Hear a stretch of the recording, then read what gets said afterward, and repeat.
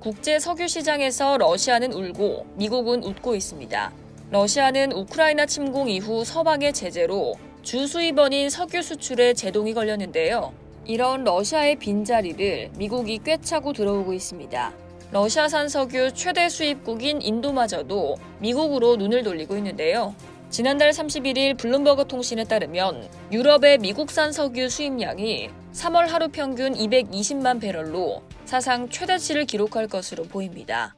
지난해 서부 텍사스산 중진류가 세계 유가 기준인 브렌트유 산정 기준에 포함되면서 네덜란드 등으로의 수출량이 급증한 영향이 크다는 분석입니다.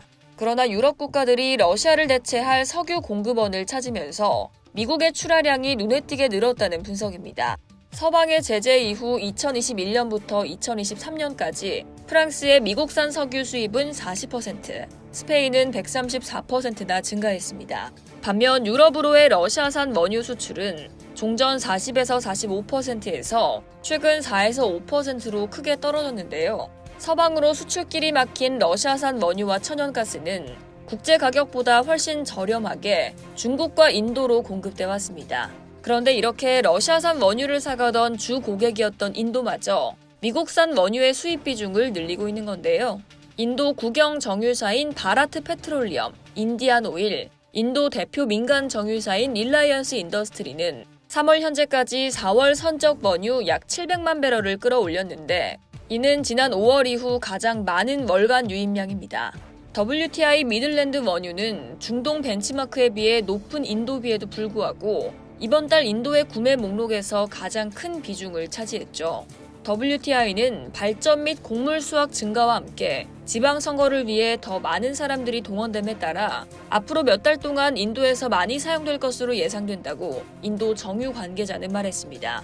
이와 함께 러시아산 원유 수입량은 지난해 고점 이후 하루 약 80만 배럴 감소한 것으로 블룸버그 유조선 추적 결과 나타났는데요. 인도 정유사들이 최근 미국의 제재를 받은 국영 소브콤플로트 PJSC 소유 유조선의 화물을 더 이상 받지 않는 상황에서 러시아 선정량은 더 감소할 수 있습니다. 미국이 베네수엘라산 석유에 대한 제재를 제기할 수 있다는 가능성도 미국의 석유 시장 점유율 확대로 이어질 수 있습니다. 인도 정유사들도 다음 달 중순 미국의 베네수엘라 제재 면제 만료를 앞두고 베네수엘라산 구매를 중단했고 해당 물량은 올해 최저치를 기록할 것으로 예상됩니다. 오펙 등 주요 산유국들이 감산 조치 중인 상황도 미국의 석유 수출 증가에 일조했습니다.